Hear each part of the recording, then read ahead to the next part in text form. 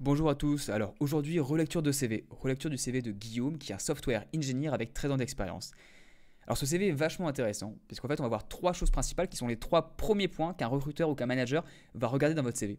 Et le but ça va être d'ensemble, donc avec toi Guillaume sur la vidéo et avec n'importe quelle personne qui regarde cette vidéo sur YouTube, de voir comment améliorer son CV sur les trois choses les plus importantes. On va commencer tout de suite avec le premier point qui est l'intitulé du CV, tout simplement, le haut du CV.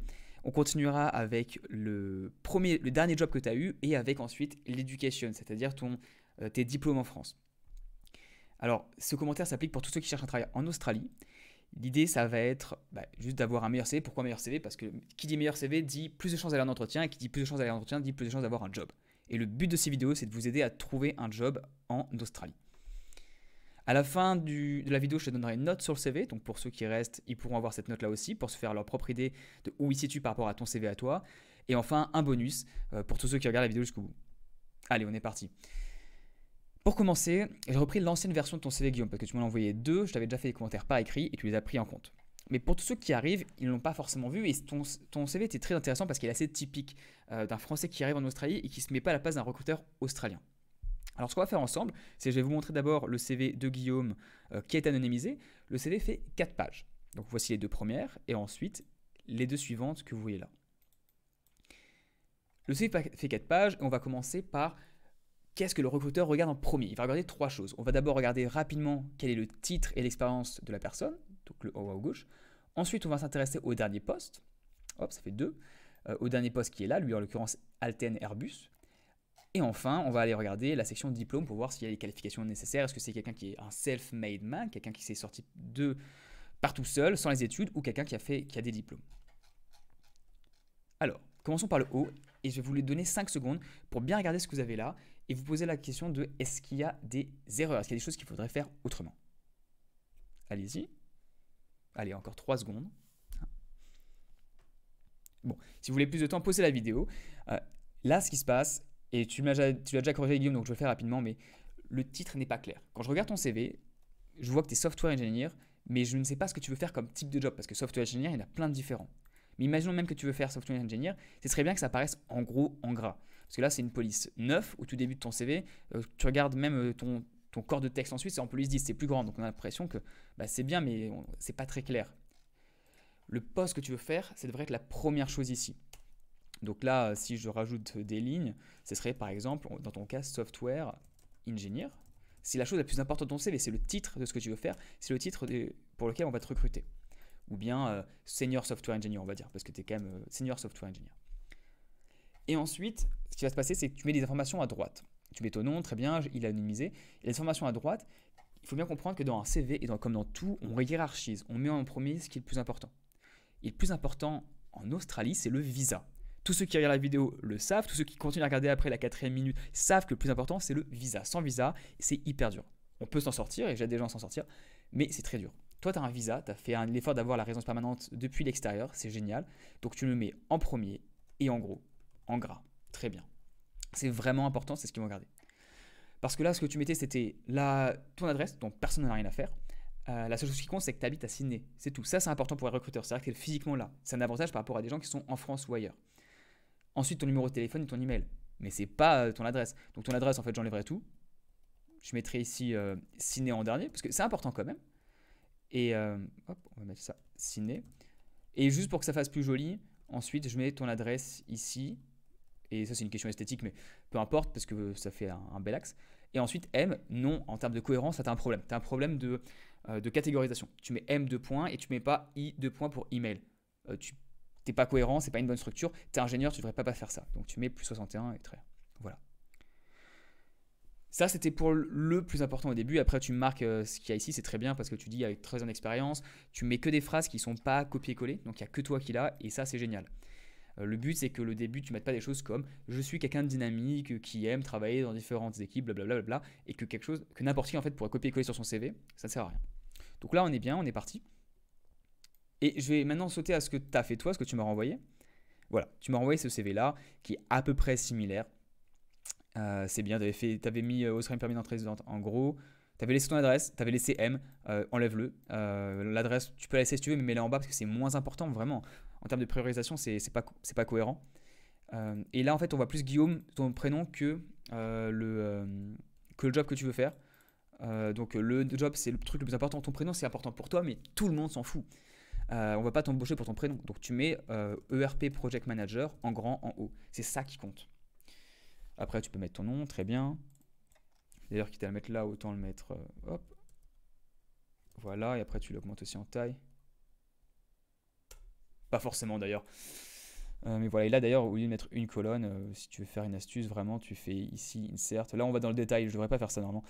Enfin, dans une vidéo, je devrais pas le faire, mais vu que là on y est, ah, je me suis planté. Mais deux colonnes, ça sera. Ah, bref. Et là, tu mets les colonnes, tu insères sur le côté. Voilà.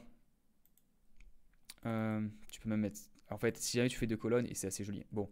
Ce que je veux faire, je vais pas le faire là, mais en gros, tu mets Australian Permanent Resident et à droite, tu mets le numéro de téléphone et l'email. Au moins, c'est clair, tu perds moins de place, tu perds pas les places pour que ça passe à la ligne. Voilà. Ensuite, on passe à la suite. Donc, quand je suis un recruteur, je vais regarder ton titre, ça. Et ensuite, la deuxième chose la plus importante, c'est ton dernier job. Tu me dis, tu as très bonne expérience, très bien. Je vais aller voir ton dernier job. Donc, tout ça, on pourrait en parler. C'est une formation, c'est une façon de faire intéressante. Là, il y a une faute d'orthographe. Donc, faut changer ça. C'est une façon de faire intéressante, pourquoi pas. On pourrait en parler plus en avant, il y a des pour et des contre, tu as beaucoup d'expérience, c'est pas mal. Ça se discute, mais c'est pas mal. Là, c'est fluent, pas en majuscule, mais c'est fluent. C'est pas professional, très bien.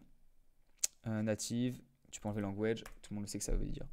Et Spanish, je serais toi, si c'est vraiment basique, j'enlève. Voilà. Parce que ça apporte rien en termes de valeur à la personne qui veut te recruter. Je vais accélérer un peu le rythme. Le but, c'est de garder un certain dynamisme dans la vidéo. Donc, deuxième partie, on cherche ton travail. Et là, j'arrive sur ton travail, je suis un recruteur, et je vous laisse, ceux qui regardent, encore 5 secondes pour se dire, je suis un recruteur australien. Je veux savoir ce que tu as fait sur ton dernier poste, Guillaume. J'ai 3 secondes. Je regarde ton CV, est-ce que ça correspond? Est-ce que ça m'aide à percuter très vite? Bon, 3 secondes, 2, 1. La réponse, c'est non. Et là, encore, je te l'ai déjà dit, je crois, en face à face, mais je vais le répéter pour tous ceux qui regardent la vidéo. Le but, c'est pas de critiquer un CV pour critiquer un CV. Le but, c'est de critiquer un CV de manière constructive, bienveillante, mais dure et directe et franche. C'est pas le monde des bisounours. Si j'arrive et que je te dis ton CV il est excellent, que tu es le plus beau du monde, ça ne sert à rien. Tu n'auras pas plus de chances d'avoir un boulot et plus de chances d'avoir de décrocher le job de tes rêves, de gagner ta vie et d'être avec ta famille, etc. ici. Le but du CV, c'est d'avoir un entretien, donc tu veux un CV qui soit béton. Donc je suis là pour te dire la vérité. C'est mon opinion, bien sûr, basée sur 3 ans où j'aide des Français, des Français à trouver du boulot ici, des centaines de CV revus, mais ce n'est que mon opinion. Mais je vais te la donner. Au moins, ça, tu peux en être sûr. Alors là, ce qui se passe, c'est que c'est pas clair. C'est pas clair pourquoi? Parce que Alten Toulouse, très bien. Là, déjà, il faut que je calcule. Alors ça, c'est une erreur énorme, c'est ultra relou, c'est très académique. J'en ai rien à faire que tu aies commencé le 1er janvier 2017. Mais sérieusement, d'ailleurs, tu as commencé le 1er janvier 2017, vraiment. Enfin, tu vois, je suis là. En fait, c'est un détail qui, si jamais je veux chipoter, je vais pouvoir t'attaquer là-dessus. Tu as commencé le 1er janvier, vraiment. C'était pas avec ta famille. Bref. Donc, tu me mets 2017-2019 et tu me mets la période 2,5 ans. C'est ça qui compte.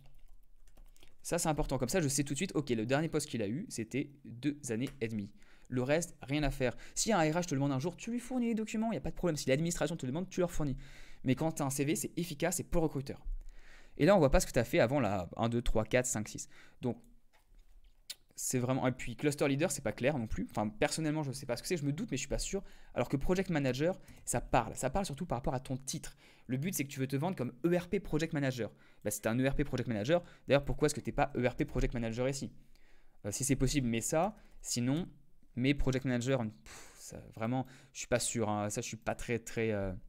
J'aime pas. Parce que project manager, tout le monde comprend. Si les gens se posent des questions, c'est pas bon. Il faut pas rendre confus l'autre personne.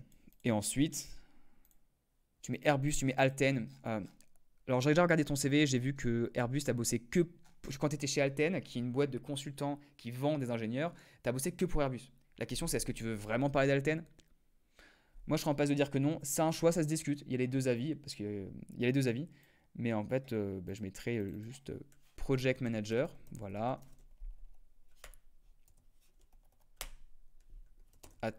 Oula, tout est en majuscule. Ah, t'as mis un cap spécial ici. Bon, je veux pas mettre le truc en majuscule, mais c'est pas grave. On va mettre ça comme ça. Voilà. Project Manager, là, j'enlève parce que je dis qu'on ne mentionnait pas Alten. Voilà. Alors ça, la police, elle est bizarre. Je suis pas un grand fan parce qu'on voit pas très bien, mais bon, c'est pas grave. Blablabla. Bla. Ça, tu mets à droite parce que c'est beau. Tu perds moins de place, puis c'est plus élégant. Personnel, élégant, c'est pas grave. Voilà. Et là. Oups. Ah, pourquoi mon truc? Alors ça, c'est le problème de Word. Alors là, tu as mis le mot en, t'as mis en wrap text. Tu mets jamais en wrap text, tu mets toujours en title ou en autre chose. C'est plus simple. Ça évite ce genre de problème justement quand tu fais un delete. Hop, je dis ça et le truc qui remonte. Bon, on va le remettre en bas. Hein.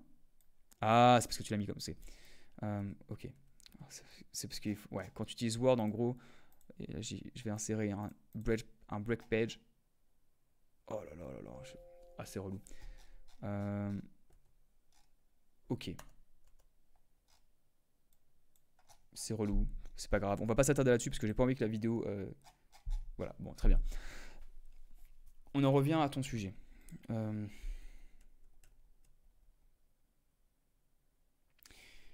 suis un manager. Je veux savoir ce que tu as fait.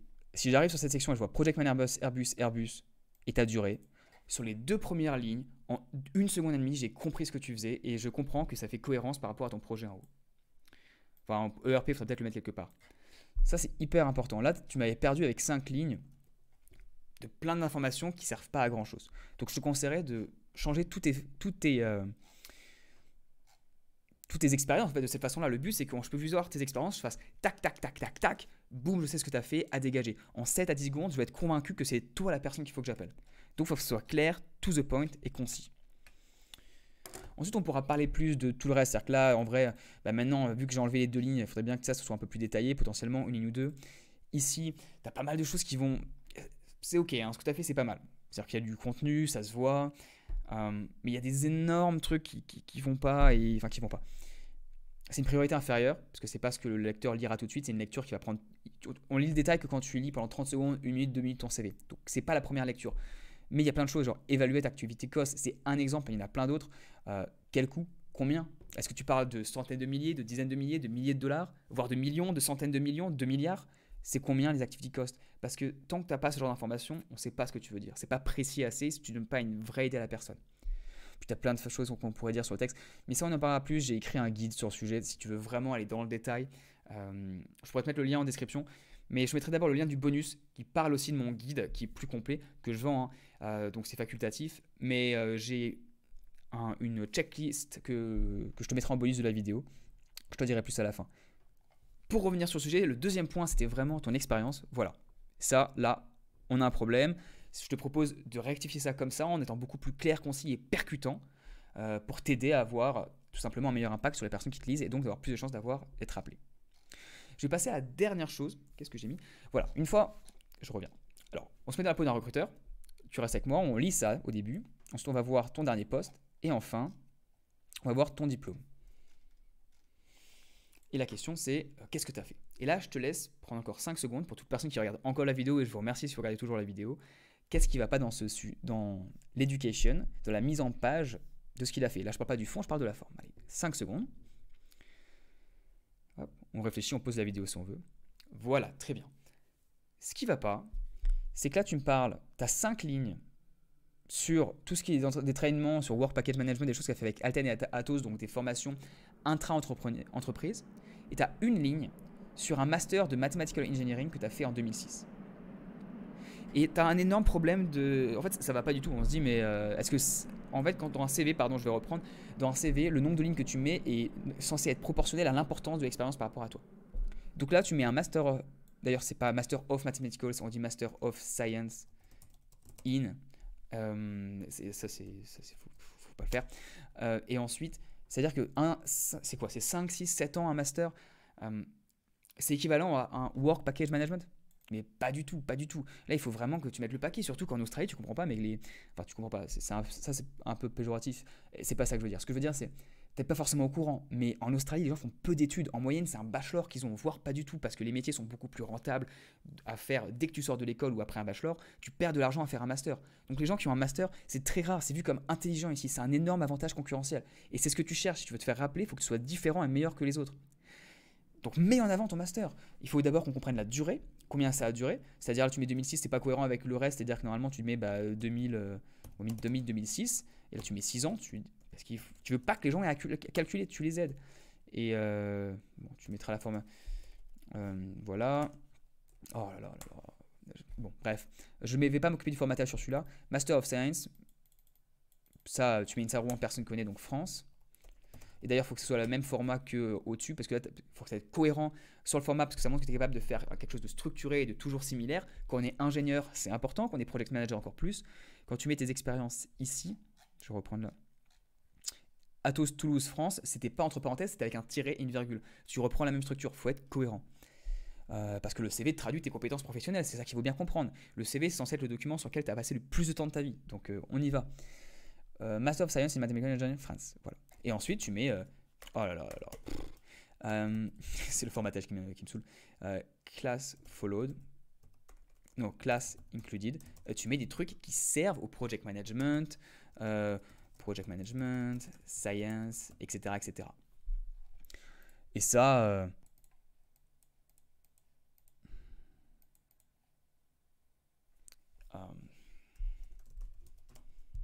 project management. En fait, vraiment, moi je mettrais 5 lignes sur ton master et là, project management and leadership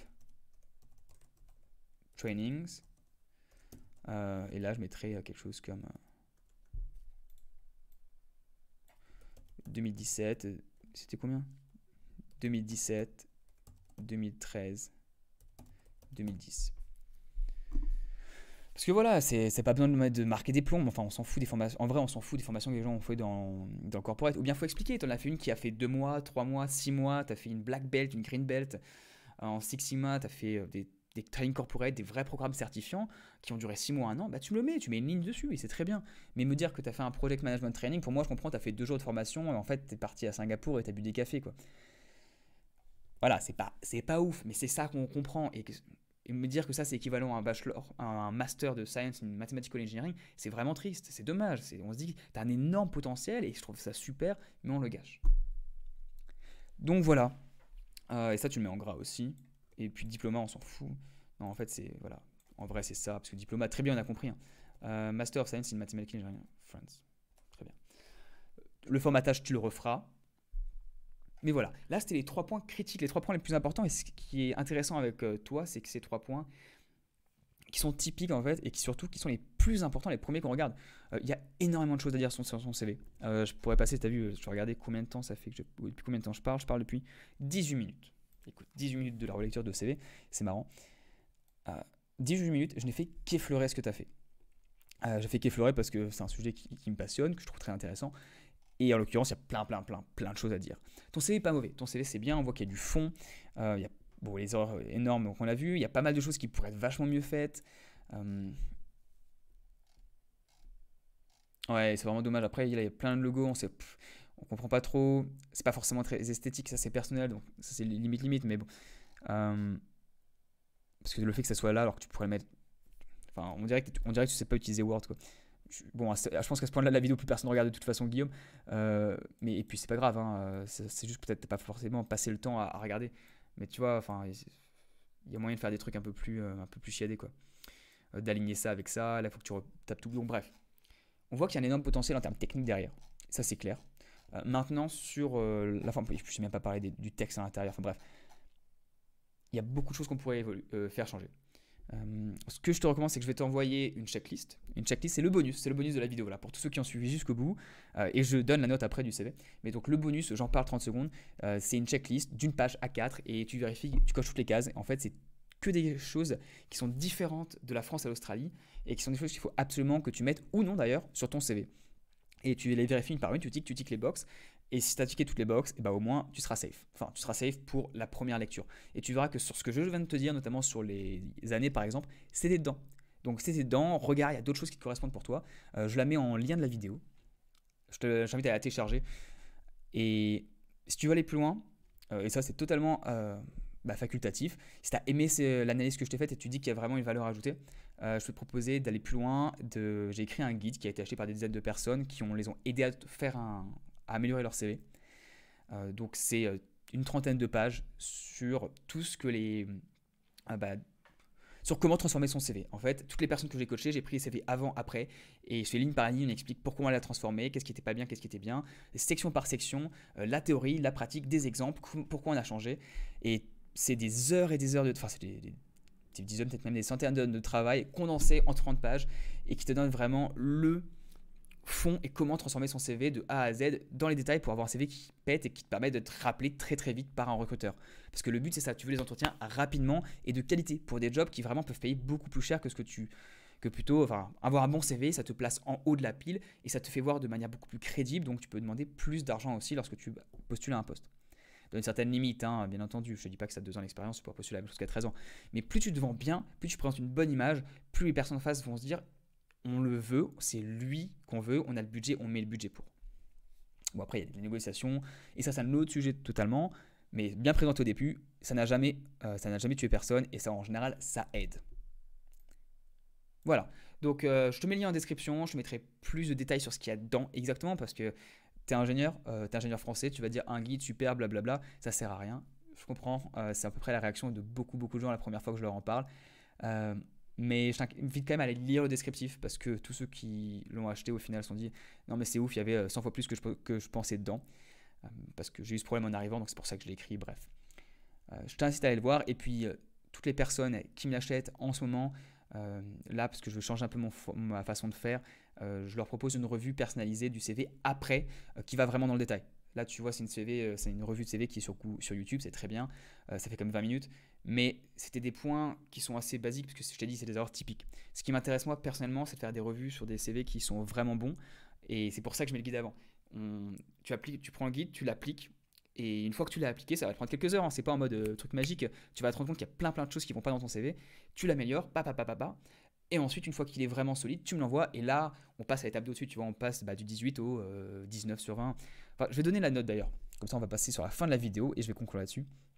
La note, c'est sur ton CV, globalement, après tout ce qu'on a dit, ton CV, c'est un. C'est un 12 sur 20.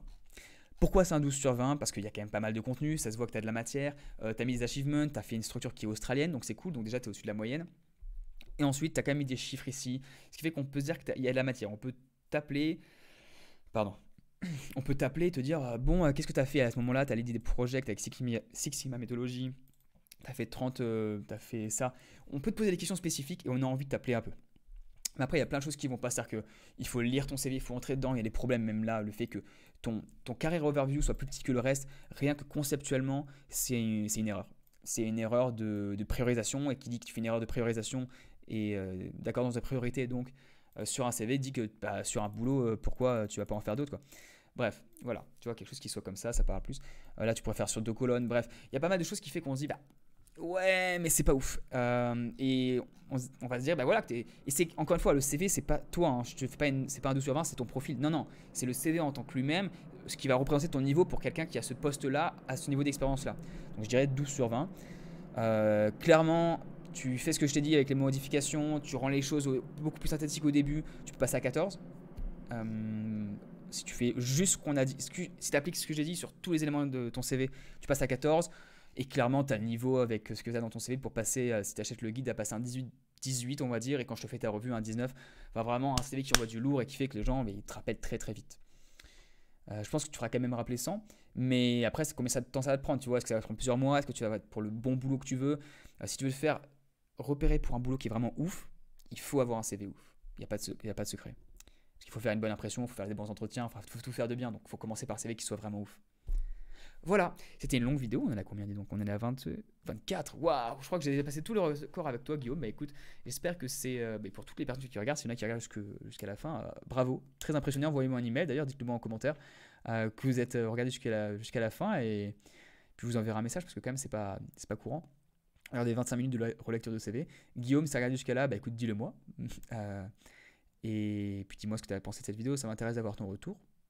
Et puis voilà, on a passé 25 minutes ensemble à travers le web, à travers YouTube.